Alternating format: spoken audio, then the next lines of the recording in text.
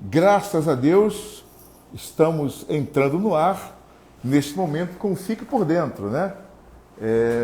Espero que você venha a ser muito bem informado, que você receba informações muito importantes para a sua vida, não só a vida particular, a vida física, mas para a vida também empresarial. Quero aqui dizer que vamos falar com muitos microempresários, empresários, pessoas que realmente venham dessa pandemia, estão saindo da pandemia e não sabem como recuperar a sua vida profissional, não sabem como recuperar a sua empresa, está passando por dificuldades.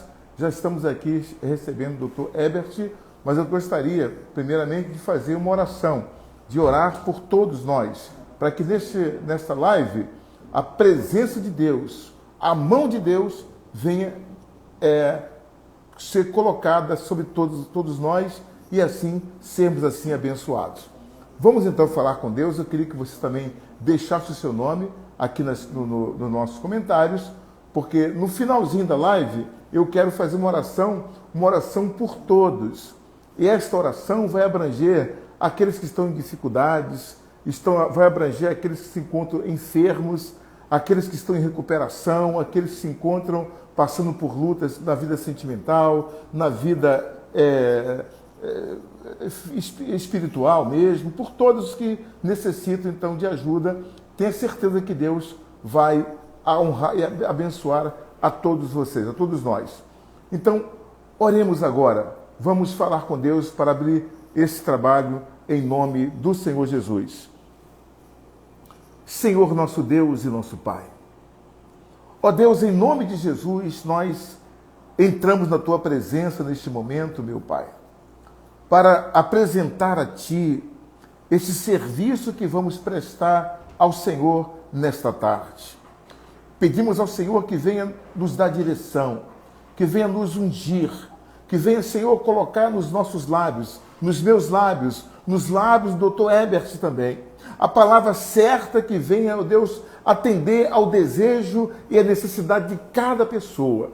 Nós entregamos esse trabalho, esse serviço nas Tuas mãos. Pedimos a Tua bênção, Senhor. E sobre esta palavra, eu quero que o Senhor venha abençoar a todos nesta tarde. A Tua palavra diz, se projetas alguma coisa, ela sairá bem, e a luz brilhará no teu caminho. Assim, portanto, meu Deus, se projetarmos alguma coisa, certamente o Senhor vai colocar luz, o Senhor vai colocar foco, o Senhor vai abençoar, o Senhor vai dirigir esta mulher, este homem, esta pessoa, este empresário, Senhor, esta pessoa que precisa da Tua ajuda, que haja essa manifestação do Teu poder, em nome do Senhor Jesus. E todos que oram digam amém e graças a Deus. Que Deus abençoe o nosso trabalho. E você pode preparar já um copo com água, porque no finalzinho eu vou consagrar a água para que ao final da live possamos então consagrar e assim bebermos da água consagrada. Graças a Deus. Que Deus nos abençoe então. Vamos agora aguardar. Aliás, já estamos aqui, o meu amigo Cadu, para receber o Dr. Herbert aqui pelo nosso Instagram e começarmos então nossa conversa. Eu tenho aqui várias perguntas já, né?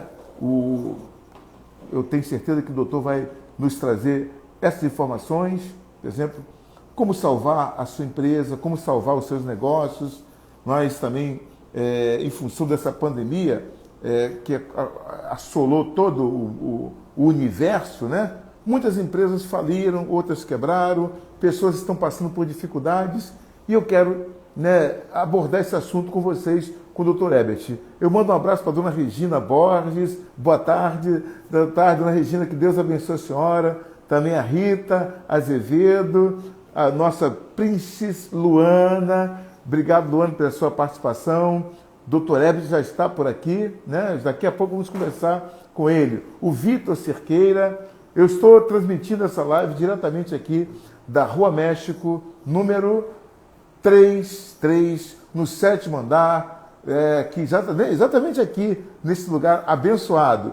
Juntamente com o Dr. Herbert, estamos aqui para levar a você essas mensagens de ânimo, de levante, uma mensagem que vai trazer, levar você para cima e nunca para baixo.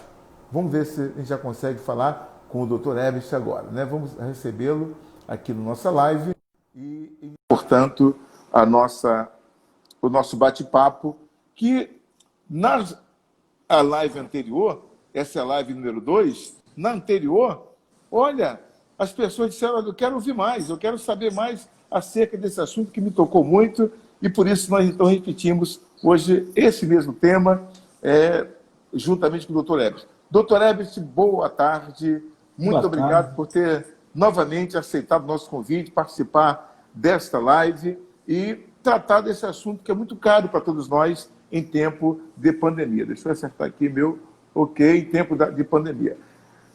A sua apresentação e aqui nos propomos nessa tarde.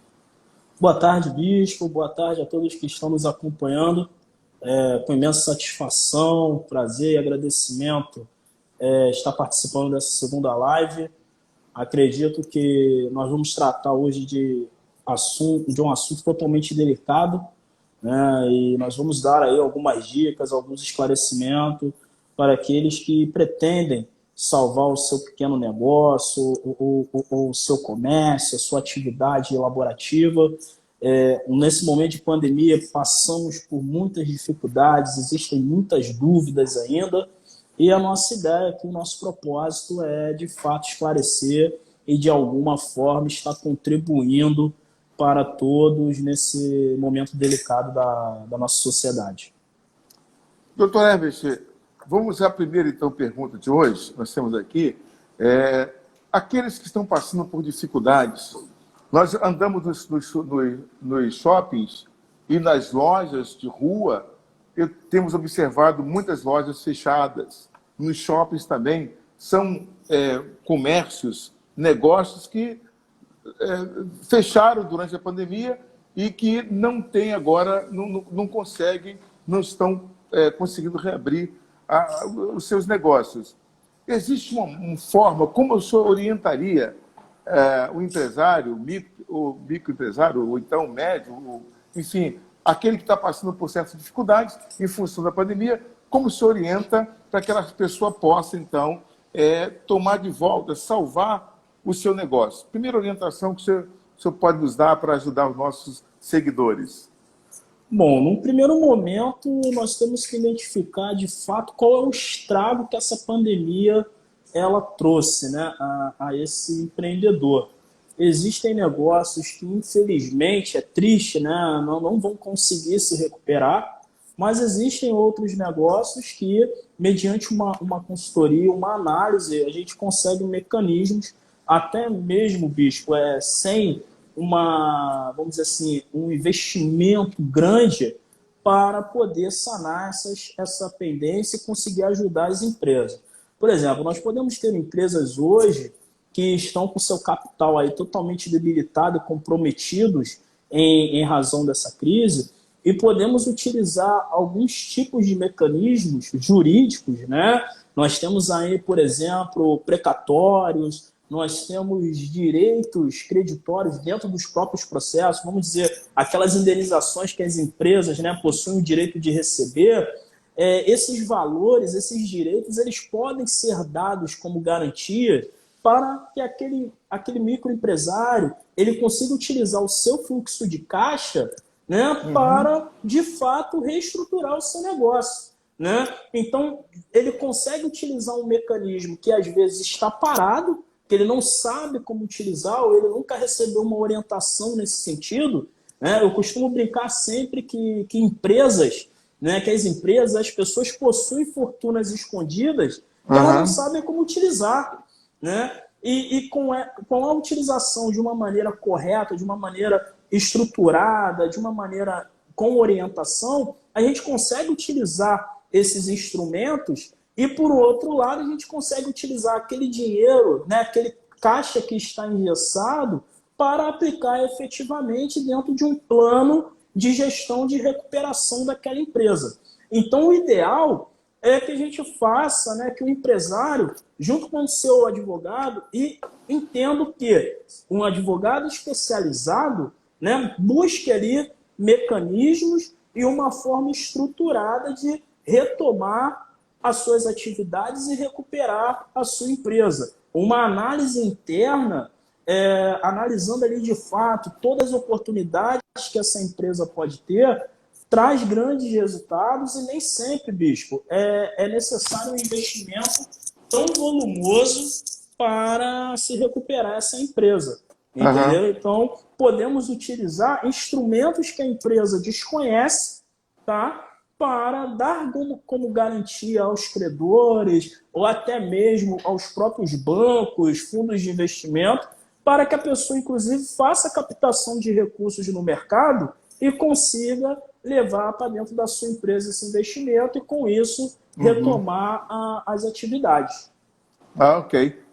Obrigado, pastor Davi Antunes, que acabou de entrar também, e tantas outras pessoas que estão acompanhando. Eu quero falar um pouquinho o seguinte, olha, o doutor Herbert é advogado, ele é especialista em direito corporativo, e está novamente conosco, ele está aqui de novo, hoje, novamente fizemos na semana passada e voltamos, né, com esse tema, né, para, enfim, salvar os nossos negócios, é necessário que haja, então, uma orientação de um técnico, de um profissional, e o Dr. Herbert tem essa expertise, é o expertise, e pode muito bem nos ajudar todos vocês que desejam uma orientação sobre como salvar o seu negócio ou como reiniciar.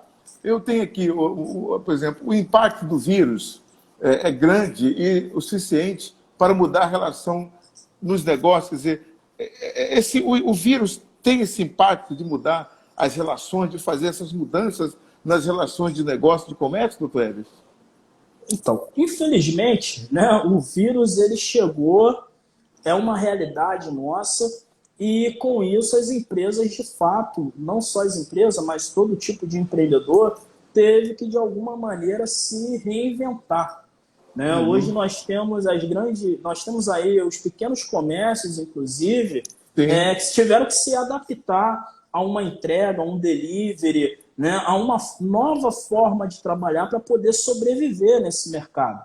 Né? Com isso, com essas inovações, consideravelmente, também nós temos as inovações e reflexos no campo jurídico. Porque uma empresa hoje que ela procede de uma maneira através do delivery, né, ela tem que se atentar às questões ali de segurança do seu colaborador nesse transporte, na segurança do transporte dessa refeição, da bebida, né, do que está sendo entregue ao seu consumidor final, da maneira que é feita essa contratação. Então, simplesmente, hoje, além do avanço dessa inovação, das pessoas terem que se reinventar, esse momento também ele trouxe para o âmbito jurídico toda uma inovação imediata. Né? Antes, nós só tínhamos a questão ali por exemplo, da pessoa que possui a sua lanchonete ali na garagem de casa, né? Que já tinha aquele público que ia lá comprar o seu cachorro-quente, o seu hambúrguer. Com o coronavírus, essa pessoa teve que apostar no quê? Num serviço de entrega, né? Num delivery. E com isso, o que acarreta? Acarreta novos direitos e obrigações também. Porque eu tenho ali a pessoa que vai entregar, eu tenho a maneira de como isso vai ser disponibilizado até a pessoa que vai receber, a maneira que isso é recebido. Então, também traz para o âmbito jurídico toda uma inovação e toda também uma precaução de evitar para esse empresário que se reinventou, né, de trazer para ele problemas e litígios judiciais, jurídicos, porque as pessoas hoje... Eu estava acompanhando uma reportagem que uma pessoa recebeu um hambúrguer dentro de casa e tinha uma máscara dentro do hambúrguer. Meu Deus! Dentro do hambúrguer. Então, só imagina, né, o reflexo que isso causa para a sociedade que está recebendo aquele produto e para aquele empreendedor que encaminhou esse produto. Olha o impacto, né? Além da imagem negativa para a empresa, do processo que ele pode sofrer, e com a facilidade e a rapidez da comunicação, né, como que isso impacta de uma maneira direta no negócio. Então, não é simplesmente se reinventar, mas é se reinventar de uma maneira estruturada, de uma maneira orientada para que essa reinvenção aí não acarreta, não traga prejuízos de uma maneira que vá prejudicar esse empresário, esse empreendedor. Positivo. Quer dizer, agora, pequenos empreendimentos, pizzarias, né? E outros pequenos empreendimentos que estão com dificuldade com os seus fornecedores. Ela se vê a ponto de, por exemplo, começou o negócio e aí aquele negócio não está indo como a pessoa esperava, né? Ela precisa, de fato, se reinventar e melhorar a sua forma de se apresentar ao público, mas ela está com problemas com o fornecedor. O que ela pode fazer agora nessa situação? Ela está enrolada.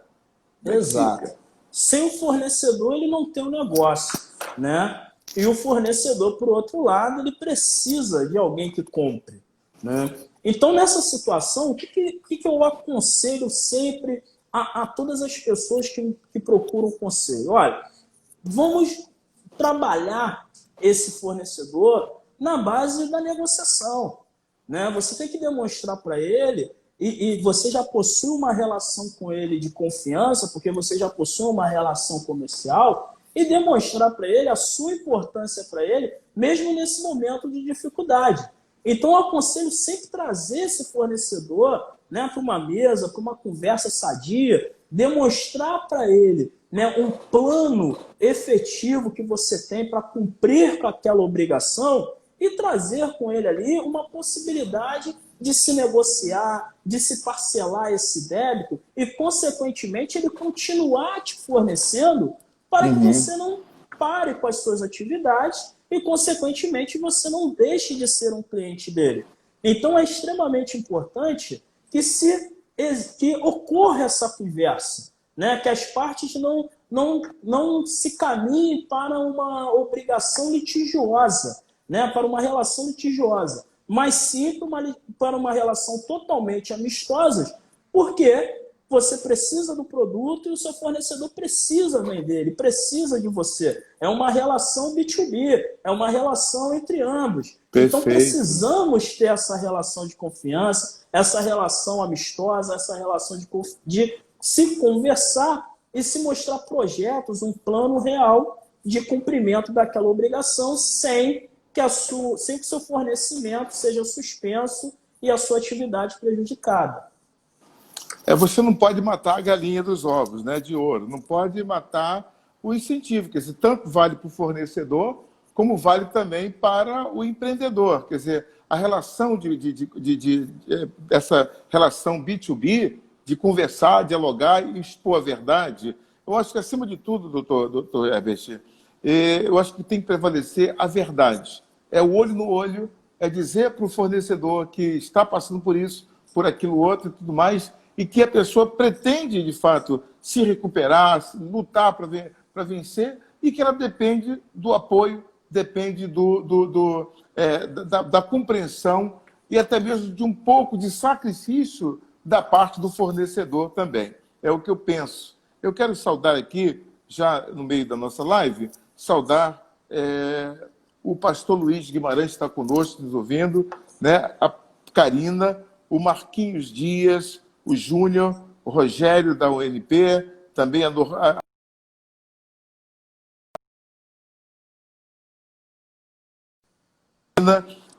também a Drica Rossel, uma outra também, a Jaque Cerqueira, que nos acompanha lá de Itabuna, minha querida sobrinha, que está empreendendo agora no ramo de roupas e camisarias. Vai dar certo, Jaque. O Roche Silva, a Adélie Fátima, que também está no empreendimento grande, Adélie. Obrigado pela sua audiência aqui. A Adélie, para quem não conhece, foi a nossa grande musa dos anos 80, 70, por aí, né, Adélie? Quando ela fazia uma grande comercial das sardinhas 88. É uma empreendedora também no ramo da cultura. doutora Vanusa, o Alisson e mais. Está chegando muita gente por aqui. A Ângela Maria também entrou aqui agora. Estamos com audiência muito qualificada e interessada nesse assunto que estamos tratando por aqui, doutor Herbert. Uma pergunta que me chegou aqui é o seguinte: a empresa, por exemplo, a dificuldade é a seguinte, ela pode deixar de fornecer, nesse tempo de pandemia, ela pode deixar de fornecer o Vale Transporte e o Vale Refeição, né, nesse momento de dificuldade, já que estamos todos em home office e tudo mais, ela pode deixar de fornecer esses benefícios para os seus funcionários? Bispo, o Vale Transporte e o Vale Alimentação, eles são considerados benefícios, mas ele é um direito do empregado, né? A empresa, ela pode negociar com o empregado outras maneiras, outras formas, mas ele não pode deixar de conceder subsídios que sejam essenciais para que o colaborador ele exerça ali a sua atividade. O empresário, numa situação como essa, ele tem que focar em alternativas, mas que também não sejam prejudiciais ao seu colaborador. Ele pode optar, talvez, por colocar essa pessoa no home office, ele pode optar por reduzir a jornada de trabalho, desde que seja em comum acordo junto ao colaborador. Ele não pode, unilateralmente, suprir direitos que são garantidos ao trabalhador. Mesmo em home office, ele tem direito ao Vale Transporte? Então, no home office, não. São cenários que o empresário ele tem que identificar e, com isso, ele fazer opções. Se eu coloco um funcionário, né, em home office, eu não sou obrigado a conceder a ele o transporte, uma vez que ele não utiliza esse transporte. O que existe uma grande discussão hoje, né, na live passada, e que isso a Justiça do Trabalho futuramente ela vai sofrer algumas demandas em relação, por causa das dúvidas que surgem, em relação ainda ao Vale Alimentação. Tá? Tem empresas que, de fato, elas cortaram tanto o Vale Transporte como o Vale Refeição para aqueles funcionários que estão exercendo uma atividade em casa, e outras que optaram simplesmente por conceder o Vale Alimentação. A minha orientação, né, como não temos ainda uma definição, um julgamento, algo ainda ratificado pelos tribunais, é que se mantenha o Vale Alimentação. Por quê? O Vale Transporte, sem problemas, retirar se o funcionário está em home office. Mas o Vale Alimentação, mesmo que aquele funcionário ele esteja na sua residência, ele continua durante um almoço fazendo uma refeição que ele estaria fazendo na rua se ele estivesse exercendo a sua atividade laborativa, né? Então, é uma refeição que foi estipulada, criada naquela semana que ele está trabalhando, a mais porque ele está trabalhando de casa. Então, a minha orientação junto ao empregador é sempre o quê? O Vale Transporte não se tem problema em retirar ele, mas que se mantenha o Vale Alimentação justamente de uma maneira preventiva, porque ele está fazendo uma refeição que geralmente ele só iria fazer aos finais de semana na sua residência. Então, assim, existem, bispo, várias maneiras do empregador hoje ele tratar a sua questão junto aos seus funcionários, evitando litígios, né? Mas desde que essa análise, essa decisão seja sempre baseada através de uma consultoria do corpo jurídico da empresa, ou aqueles que não possuem essa estrutura, né? Não tem problema, bicho, já me coloca à disposição aqui através do seu canal para ser um receptador e poder esclarecer as dúvidas e o que for necessário para que a gente evita problemas jurídicos no futuro. Positivo, então. Está bem esclarecedor, né? Enfim, nós ainda queremos registrar aqui a entrada do Marques Sérgio, também da Gisele Tosini, da Beronice, da Pequenina e da Ana Maria, e tantos outros que estão também nos acessando aqui. Eu vou ainda proceder ainda com mais uma pergunta, doutor Herbert, que é advogado especialista em direito, como chama? Enfim, em direito de empresarial, nos direitos, enfim, trabalhistas, em tudo, é um advogado que tem toda essa competência e capacidade para orientar e para ajudar a muitos que necessitam de uma assessoria, de uma consultoria, fazer as suas consultas. Certamente vocês terão orientações corretas a respeito desse assunto em tempo de pandemia. A pergunta que nos chega aqui agora é o seguinte: com relação ainda ao home office, a empresa é responsável por definir e adequar as ferramentas necessárias para o trabalho remoto? Quer dizer, é prerrogativa da empresa, é responsabilidade da empresa fornecer as ferramentas necessárias para o trabalho remoto, doutor Herbert? Bispo, isso é um dos assuntos hoje mais questionados, né? E que as pessoas possuem ainda grandes dúvidas em relação a isso. Tudo que é relacionado à atividade da empresa, né, é de responsabilidade da mesma fornecer a estruturação, né? Seja um computador, seja um telefone, porque é para a atividade, é para a finalidade da empresa. Se a empresa ela não tiver a capacidade de fornecer o material necessário, ela tem que proceder junto ao seu colaborador um contrato ali de locação do computador, né, de locação das ferramentas necessárias para essa atividade. Agora, o que nós temos e o que vai surgir muito ainda como uma demanda considerável é a questão em relação à manutenção do espaço, né? O senhor imagina hoje as empresas que colocaram as pessoas para trabalhar de casa, essas pessoas hoje elas possuem o gasto com a energia, elas possuem o gasto ali com a internet. Como que isso é mensurado, né? Como que as empresas vão arcar com esses valores e com esse complemento? A legislação ela não trouxe isso no seu escopo, né? Como que eu vou medir a minha conta de luz para poder exercer a minha atividade dentro de casa? Como que eu vou medir o meu consumo de energia, de internet e de telefone? Então, isso ainda vai ser uma grande discussão em relação a isso. O que eu tenho orientado sempre aos meus clientes é o quê? É fazer uma análise, uma parceria junto com aquele colaborador que ele colocou para trabalhar de home office e fazer a análise em relação ao que aumentou na conta de luz dele e tudo mais, e de alguma maneira já proceder com uma bonificação ou com algum valor que seja considerável para suprir de alguma parte com aquele aumento. Porque eu acredito sim que esses fatores serão futuramente motivos de questionamento no judiciário.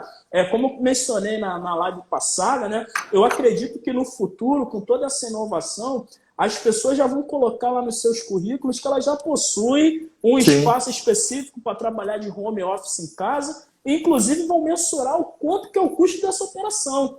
Né? Interessante. Porque aí as empresas, eu acredito que com o avanço, eu estou acompanhando aqui, tem alguns amigos que militam na área exclusiva trabalhista, eu acredito que no futuro a justiça trabalhista, a própria legislação, vai se criar mecanismos, né, ou para colocar isso como bonificação no salário da pessoa, alguma forma que possa subsidiar, né, o pagamento dessas despesas. Então, o que nós temos hoje de certo, consolidado na legislação, o que for necessário para o cumprimento da atividade é obrigação da empresa fornecer. É o computador, é o telefone, né, a internet. Agora, o que a pessoa vem consumindo dentro de casa para executar a finalidade dessa empresa, nós não temos isso ainda hoje de uma maneira projetada, exemplificativa, como que vai funcionar. Eu oriento sempre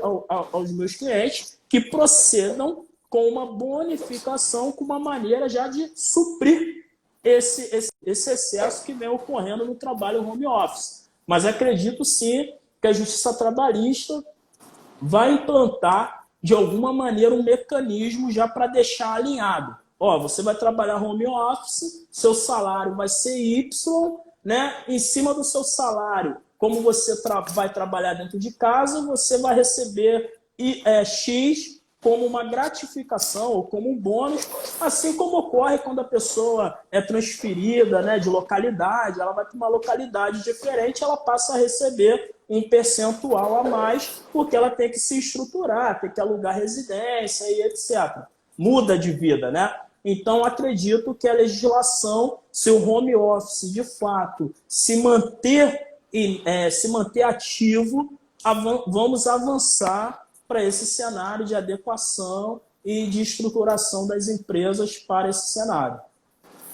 Muito bom, muito bom. Isso fica uma dica, né? Fica uma dica aí para os profissionais que têm essa expertise, que trabalham realmente de forma já individualizada, que pode levar os seus serviços para outros locais. Por exemplo, eu conversei com uma moça ontem, ela me disse assim, olha, o vereador, né, eu queria fazer a sua campanha. Eu falei, mas, bom, como você vai fazer minha campanha? Não, eu falei, olha, eu tenho tudo que você precisar. Eu tenho a máquina, eu tenho o computador, eu tenho, inclusive, a minha tela para fazer... Como é que chama aquele negócio que bota a tela verde? É o Chroma Key. O Chroma Key, eu tenho tudo isso e eu levo isso para onde o senhor quiser. Então, se eu quiser no seu escritório, na sua casa, eu boto tudo no meu carro e vou fazer o que o senhor quiser. Eu já tenho todo o cenário montado. Então, as pessoas já estão se adiantando, já estão antecipando esse momento de fornecer de forma domiciliar, a domicílio, ou em domicílio, enfim, o serviço que ela presta. Isso é muito importante. Você pode contratar para fazer por aquele momento esse tipo de serviço. Gostei da ideia dela, achei muito bacana, e hoje o senhor vem trazendo essas informações que vêm corroborar com tudo aquilo que eu já vinha pensando. Bom, nós estamos em tempo de crise, estamos realmente eu creio que já chegando ao final dessa crise, já que nós temos já perspectivas de encontrar uma vacina para esse vírus, para o SARS-CoV, né? E graças a Deus que isso vai acontecer. Costumo dizer que tudo isso tem um tempo determinado. Essa praga ela vai ter o seu período de atuação, de vida, e depois ela vai cair na sua própria imunidade de cada um, pelo que a gente já percebeu.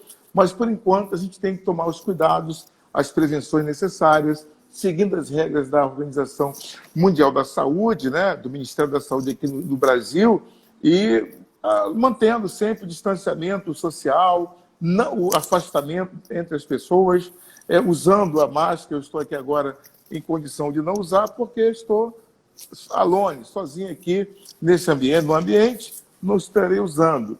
Aqui tem o álcool gel, né, que está aqui à disposição. A gente toda hora dá uma espirradinha no álcool gel, mas... Já virou um costume, né? Virou um hábito. Toda hora você vê álcool gel, virou álcool assim que você consome o tempo todo. É maravilhoso e é gostoso. Agora, os nossos hábitos, doutor Ebsen, mudaram completamente, né? Eu estou aqui, por exemplo, na empresa, está tudo higienizado. Eu estou aqui hoje desfrutando do espaço aqui ao lado do doutor Ebert, vou só revelar. Tive a satisfação de conhecer aqui o seu escritório, aqui na Rua México, número 3, estamos aqui no 7º andar, um escritório muito bem montado, com tudo sobre a orientação da Organização Mundial de Saúde, e um espaço de trabalho maravilhoso, com muitas pessoas. Já tive o prazer de conhecer também um pouco da sua equipe. Graças a Deus, estamos trabalhando para o bem da sociedade. Todo serviço que nós prestamos à sociedade, né, de forma gratuita, porque isso aqui é um serviço que é gratuito. Está aqui a Rita Azevedo Miranda. Opa! Olá, Rita! A Rita, há muitos tempos que eu não vejo. A Rita é uma prima da minha esposa, está aqui ligada. Rita Azevedo Miranda. Já faz anos que eu não te vejo, Rita. Viu como é que a live é bom? A Cristiane Pepe, Estou com a Wanda também Gonçalves, a Wanda também, uma grande, né, mulher de Deus, também acompanhada aqui a nossa a Beronice. Estou também com a Tali Anachi, Marco Araújo, Charles, André Ville e tantos outros que estão aqui. Eu vou daqui a pouco orar por todo mundo. Mas eu tenho mais perguntas com o doutor Herbert aqui ainda.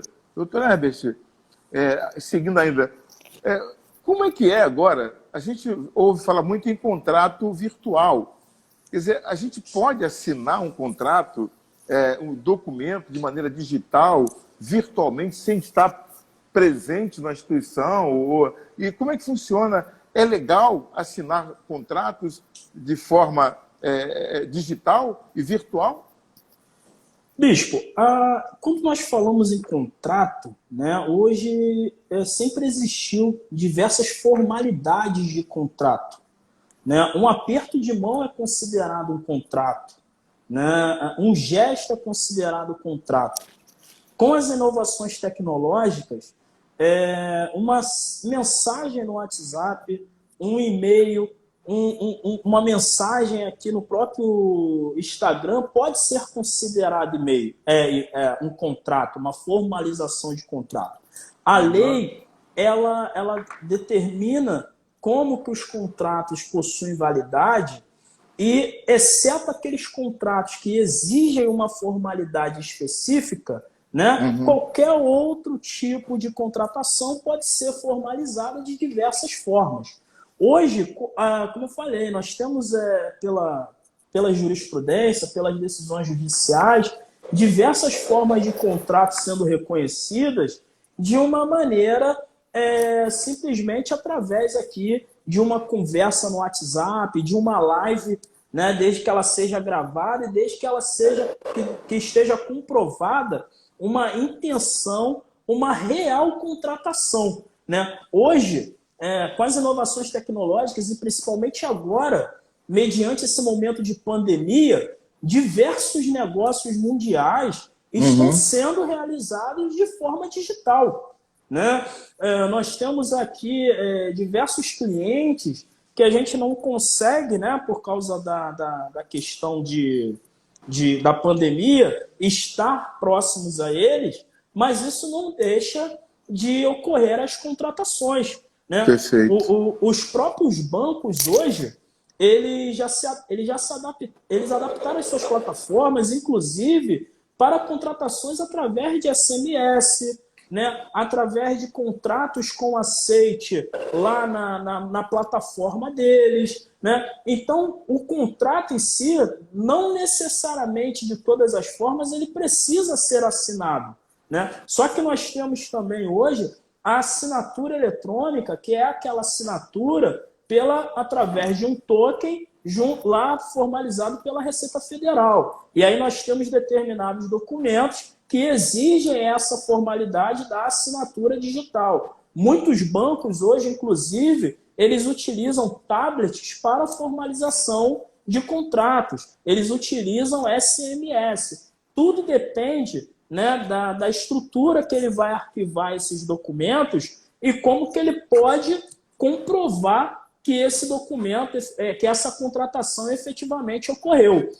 E aí eu vou dar uma dica, Bispo, para o nosso público, na sua grande maioria, que é aquele pequeno empresário, né? Que é um empresário que, na maioria das vezes, as suas negociações acabam ocorrendo dessa maneira informal, vamos dizer assim, né? Que é a maneira ali, através do WhatsApp, através de e-mail, que ele faça o quê? Que ele sempre guarde esses documentos, que ele arquive essas conversas, que ele arquive esses e-mails. Por quê? Porque se, por outro lado, alguém ficar inadimplente, né, não cumprir esse contrato, ele possui arquivado ali as suas provas de que o outro lado teve a intenção, de que o outro lado ele contratou. Então, necessariamente, não precisa ter uma assinatura de contrato para que esse contrato ele possua validade. Basta que a gente comprove de uma maneira real, de uma maneira que se demonstrou ali um interesse, a vontade e o querer de contratar. Um exemplo que eu sempre utilizo, bicho, eu tive um cliente aqui que ele fornecia, né? Vou dar um exemplo melhor. Por exemplo, eu tenho uma pessoa que está assistindo aqui, que é a Márcia Andrade, ela até mandou uma pergunta para a gente aí, que ela começou a vender equipamentos aí nessa área de saúde e tudo mais, por causa do coronavírus. Como que ela vem negociando isso? Através do WhatsApp, né? Então a pessoa vai lá, faz o pedido para ela, eu quero tantas máscaras, eu quero tantas luvas. O que ela faz? Ela encomenda isso junto à empresa. Quando ela encomenda, gera um custo, gera uma nota fiscal.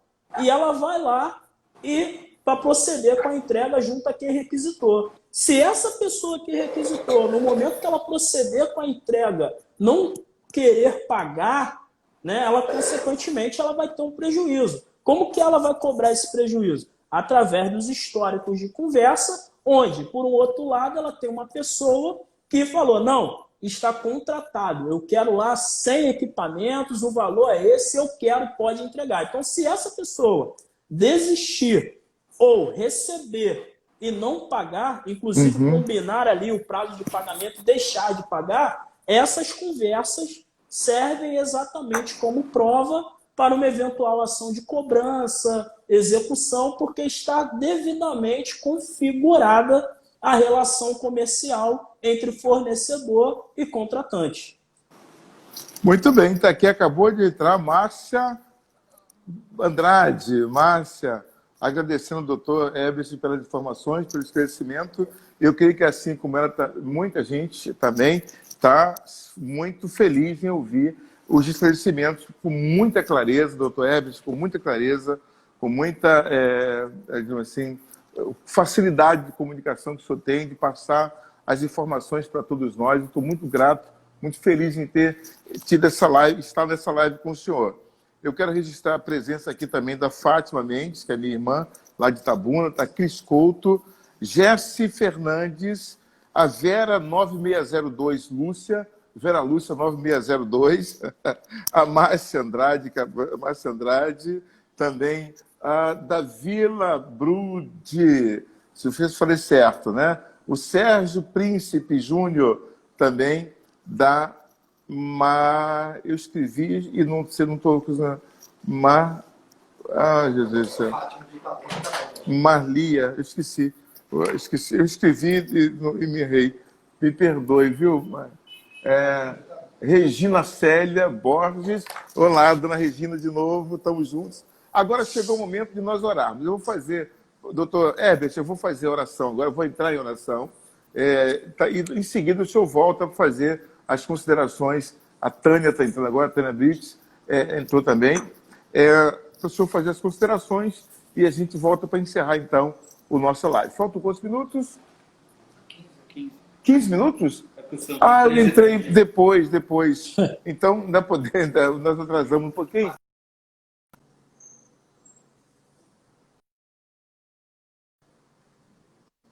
Tem mais alguma pergunta por aqui?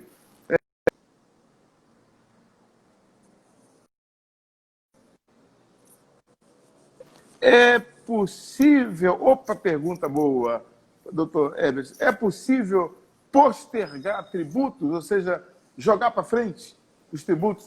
Tânia Brits, obrigado. Obrigado, Tânia. Doutor Herbert, você está me ouvindo? Sim. É possível postergar? Tributos, nós ficamos aí numa situação muito delicada, porque tributos nós não tivemos aí uma especificação legal, legislativa a respeito disso, né? Quando falamos de tributos, isso vai muito relacionado a quem institui esses tributos, né? Tanto no âmbito federal, municipal e estadual, e nós não tivemos legislações que aplicassem algum tipo de mecanismo para que pudesse ocorrer uma isenção, postergar tributos, etc. Então, assim, nesse momento de pandemia, não fomos privilegiados, tá, por algum mecanismo de isenção ou de postergar. O que nós teríamos que fazer hoje seria através de um meio jurídico, né, através do meio legal, tentar algum tipo de ação para não incidência de multas, penalidades, inclusive eventual responsabilização criminal por ausência de pagamento de tributo ou da sua discriminação, né? Então, infelizmente, a legislação não nos ajudou nesse momento de pandemia. Então, todo cliente que vem nos procurar a respeito de um assunto tributário, qual é a minha recomendação? Que ele sempre apresente, né, que ele postergue esse pagamento de uma maneira... Aí ele vai ter que partir para o jurídico mesmo. Infelizmente, não tivemos uma relação amigável junto ao fisco, né? Então, não vai caber outra alternativa se ele deixar de pagar o tributo, a não ser... Ele pode deixar de pagar, né? Porque ele não tem condições, mas eu recomendo sempre que ele apresente, que ele ajuize uma ação para que no judiciário ele apresente uma forma de pagar esse tributo, mesmo com o tempo, mesmo com o atraso, mas que ele consiga demonstrar a sua boa-fé, a sua boa intenção e tentar parcelar isso juridicamente. Dependendo do tipo de tributo, bispo, por exemplo, se for um tributo federal, a própria Receita Federal, de forma administrativa, o empresário ou o devedor, a pessoa física também, ela pode ir junto à Receita Federal e fazer lá uma confissão de dívida, um reconhecimento de débito, e dentro desse reconhecimento de débito ela pode tentar parcelar esse débito junto da Receita Federal. Porém, se mesmo essa proposta de parcelamento, que esse parcelamento não esteja, né, dentro do patamar financeiro dessa pessoa, aí a recomendação é sim ajuizar um processo apresentando qual o valor que pode se pagar e, inclusive, pedindo ao juízo para que esse valor seja depositado em juízo. Quer dizer, sempre há uma forma de você reivindicar uma renegociação, ainda que legalmente, quer dizer, você não consiga, por exemplo, quanto à legislação municipal, a gente entendeu algumas iniciativas houveram para que houvesse essa redução, ou até mesmo de tributo, até mesmo uma certa isenção, como eu chamaria de que uma postergar alguma coisa, não sei o nome que eu estou, me foge aqui agora. Estou ficando idoso, aí começa a perder os nomes. Que isso? Mas a gente entendeu muitas vezes lá, a gente entende a questão do executivo em tempo de pandemia, quando de fato as contas públicas aumentam exacerbadamente, as contas com a saúde. Aqui pergunta em que implica judicialmente, tem que mudar algo em tempo de contrato. Quem pergunta aqui? Ana Linhares está perguntando, vendas online é uma boa alternativa? Em que implica juridicamente? Tem que mudar algo em termos de contratos? Depois eu volto a comentar sobre o que eu ia falar, mas eu queria fazer essa perguntinha aqui da Ana Linhares, para o senhor explicar para a gente. Ela pergunta se vendas online é uma boa alternativa e em que implica juridicamente. Então, as vendas online, elas saltaram, né? No momento da pandemia, ela hoje é uma ótima alternativa para as empresas manterem seus negócios, porém, foi como nós falamos, né, lá atrás, quando você se propõe a entregar algo para o cliente, você tem que se analisar todas as maneiras. Quando você se propõe a fazer uma venda online, você se propõe junto ao cliente a entregar a ele o produto que ele contratou, bem como a cumprir o prazo que ele contratou com você, né? E os problemas externos que ocorrem com entrega, etc., isso também, pela relação de consumo, podem acarretar problemas para aquele fornecedor, né? Quando você faz uma compra online, por exemplo, você tem até 7 dias de desistência. Então, o CDC, o Código de Defesa do Consumidor, ele é bem abrangente nessa questão da venda online, e o vendedor ele tem que se atentar em relação ao que ele quer entregar ao seu cliente ele buscar todas as informações necessárias para que ele apresente algo que seja confiável, que seja seguro e que evite para ele problemas jurídicos. Nós tivemos situações, nesse momento de pandemia, que diversos produtos que foram comprados online não foram entregues.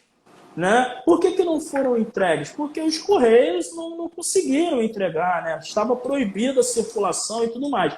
Então, nesse momento de pandemia, essas empresas elas conseguem excluir qualquer tipo de dano, de indenização, porque realmente, né, foram prejudicadas em relação à efetiva entrega. Agora, quando nós estamos falando de uma relação sem pandemia, o fornecedor, aquele que se propõe a entregar algo, ele é responsável pela entrega, bem como pelo cumprimento do seu prazo. Tá? Ah, mas eu contratei uma empresa terceirizada para proceder com a entrega. Ambos serão responsabilizados na esfera do consumidor por não ter entregue adequadamente ou no prazo aquele produto que foi comprado. E esses processos, acompanhando aqui uma pergunta, esses processos eles podem ser movidos, tá? No caso de responsabilização civil, em até 3 anos da compra ali efetiva do produto. Ok, então, respondido aí a Dolinda Flor. Dolinda, está aí a sua resposta do doutor Herbert. E aí, vem aqui, entra uma pergunta que eu quero ver aqui, quem é a Gelda?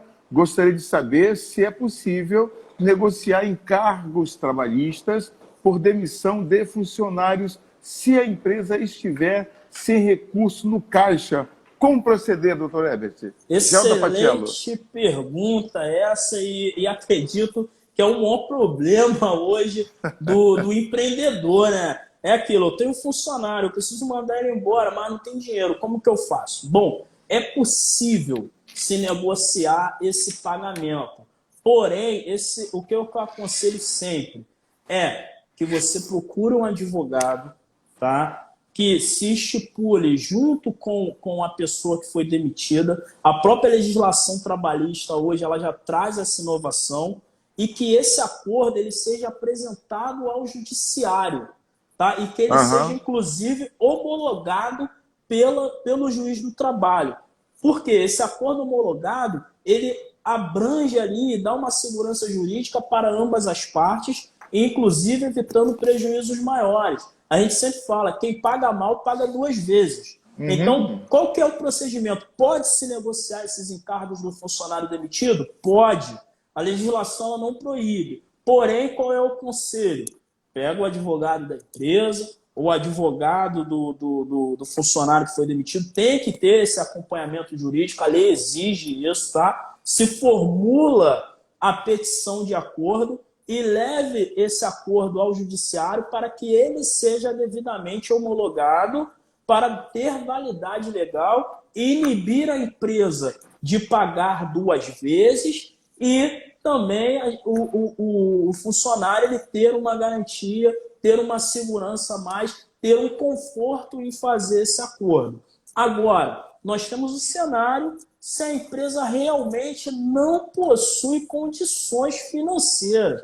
Doutor, a empresa está quebrando, eu não tenho R$1 para pagar esse funcionário. Então, qual é o conselho? Além de homologar esse valor, né, na Justiça do Trabalho, que a empresa apresente um pedido de recuperação judicial, né, na vara civil, na vara empresarial, e que traga esse acordo para dentro da recuperação judicial e dentro da recuperação judicial que se mostre ao juiz e aos seus credores a maneira que a empresa se pretende recuperar e pagar ali a todos os seus fornecedores credores. Quer dizer, o empresário precisa colocar dá para o juiz e para o seu empregado uma perspectiva de cumprir com suas obrigações. O pastor Davi pergunta o que pode ser feito no juizado no juizado arbitral? Ele pode apresentar esse caso, porém a legislação trabalhista ela exige que esse acordo homologado seja perante o juiz do trabalho. Do trabalho. Tá? O juízo arbitral, ele pode ser utilizado em outras demandas. Negociação de dívida com fornecedor, né? Uma cobrança de qualquer outro tipo de serviço. Mas o direito trabalhista ele tem que ser levado diretamente ao juiz do trabalho. Mas o juízo arbitral é uma excelente maneira de tratar as relações sem ter a pendência e, às vezes, aquela delonga do judiciário. E o documento elaborado, o acordo firmado no juízo arbitral, ele pode sim ser executado depois na vara civil, na vara empresarial, no juízo competente para julgar aquele acordo ali homologado. Muito bem, doutor Heber, estamos chegando agora ao final de fato. Faltam 4 minutinhos para encerrar. Nossa. Eu tenho que registrar... Foi embora, né?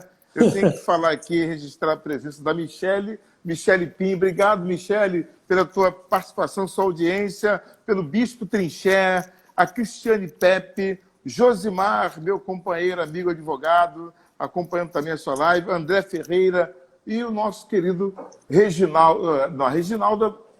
Célia Borges, que eu vou orar agora por todos, Mário César Teixeira e todos vocês. Vamos fazer uma oração breve e que Deus nos abençoe. Em seguida voltamos com todos vocês. Prepare o seu copo com água, eu já estou com o meu. É uma oração rápida, mas muito poderosa, porque Deus não se manifesta pelo muito falar, mas pelo seu poder e pela sua sinceridade de cada um de nós. Oremos agora. Senhor, nosso Deus e nosso Pai, nós te agradecemos neste momento, meu Deus, por esse bate-papo tão esclarecedor, que vai ao encontro da necessidade de cada pessoa, meu Pai. Então, que o Senhor venha se agradar de cada um de nós, do Dr. Herbert, de todos que participaram dessa live, da nossa participação também, e de todos que se encontram agora do outro lado, necessitados de uma ajuda. Não importa qual seja, eu oro por aqueles que se encontram doentes, em recuperação, oro pelos que estão doentes financeiramente, em problemas sentimental, problema de saúde, problemas, meu Deus, em qualquer área da vida. Entra com o teu poder neste momento, meu Senhor. Entra com a tua providência, entra com o teu Espírito Santo. Eu te peço, ao que clama, o Senhor diz, responderei. Responder-te-ei, porque clamaste-me a mim, e aquele que vier a mim de maneira nenhuma, ele lançará fora. Então abençoa a todos. Nós entregamos todos nessa tarde nas tuas mãos, todos dessa lista em tuas mãos, e pedimos a tua bênção sobre os empresários, pequenos e grandes, sobre o escritório aqui do Dr. Herbert. Toma em tuas mãos a todos, abençoando a todos, meu Pai, como sacerdote do Senhor. Eu peço essa bênção no nome do Pai, do Filho e do Espírito Santo. Consagra, meu Pai, essa água e que ao beber dela sejamos também abençoados, em nome de Jesus. Beba do seu copo com água, em nome do Senhor.